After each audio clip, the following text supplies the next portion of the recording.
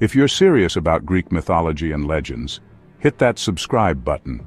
We drop game-changing videos every week, and turn on the notifications so you never miss a tip. Before the Olympians, before the Titans, there were the Primordials, the first beings to emerge from the void itself. These ancient deities, they shaped the very fabric of existence, governing the fundamental forces of the universe. Today, we dive into these Greek primordial gods. It all began with chaos, the formless, infinite void from which everything sprang. Chaos wasn't just emptiness, he was the raw potential of creation. From chaos emerged the first gods, setting the stage for all of existence. And just so you know, chaos had the power of the primordial void and was the origin of all things. He was as the first entity, the starting point of creation. Later myths sometimes depict chaos as a godlike figure, but originally it was more of an abstract force. From chaos arose Gaia, the earth itself. She was the mother of all life, the solid ground beneath our feet. Gaia gave birth to the sky, the seas, and even the Titans, making her, honestly, one of the most powerful primordial beings. Her power was control over the earth, fertility, and nature. Her role? Well, she was the mother of the Titans, giants, and many monsters. She also played a key role in overthrowing both Uranus and Cronus, showing her influence in divine politics. Gaia, without a partner, created Uranus, the sky, to cover her.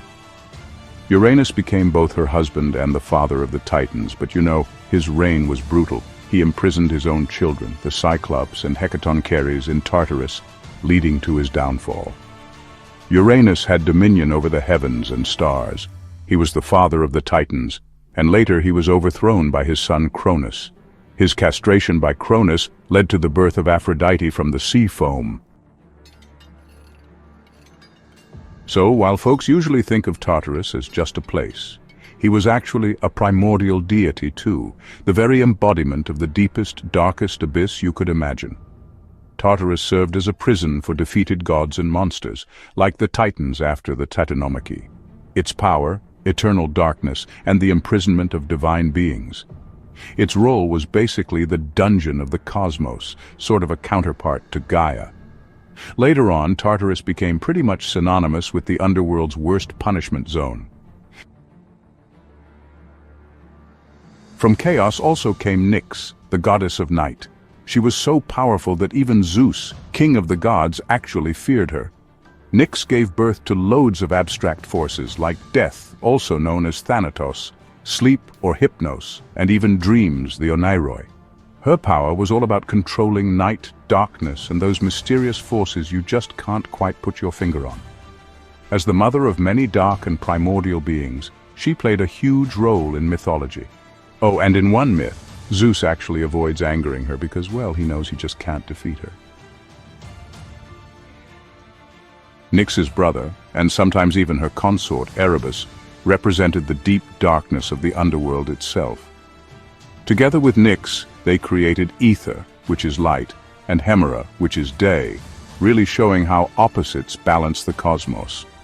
Erebus's power was being the very personification of shadowy darkness, and his role was to fill the underworld with eternal gloom.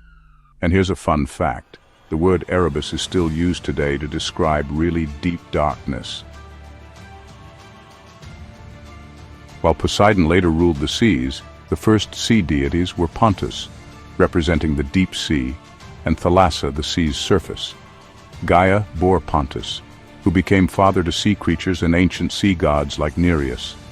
Their power was mastery over the oceans and marine life, and they played the role of ancestors to sea nymphs and monsters. And you know, it's pretty fascinating that many sea myths, like those of the Nereids, trace all the way back to Pontus. From Nyx and Erebus came Ether, the light of the upper sky, and Hemera, day itself. They brought brightness to the world, cycling with Nyx to create day and night. Ether's power was the heavenly light, while Hemera brought daylight. Together they maintained the whole cycle of day and night. Ether was considered the pure air that gods breathed, unlike the mortal air we're used to. And finally, Eros, god of love. He is primordial force of creation itself. According to the Orphic tradition, Eros, or Phanes, hatched from the cosmic egg, setting the universe into motion by uniting all things through desire. Eros embodied attraction, procreation, and cosmic harmony, acting as the driving force behind creation and binding all the elements together. And unlike those later depictions of Eros as Aphrodite's son, here he actually predates even the Titans. From the void of chaos to the binding force of Eros, the primordial gods shaped reality itself before the Titans or Olympians ever existed. They weren't just gods. They were the living essence of the universe's foundations. So which primordial being do you think is the most powerful? Let's discuss in the comments. And if you enjoyed this dive into ancient myths, don't forget to like and subscribe and follow for more mythology content.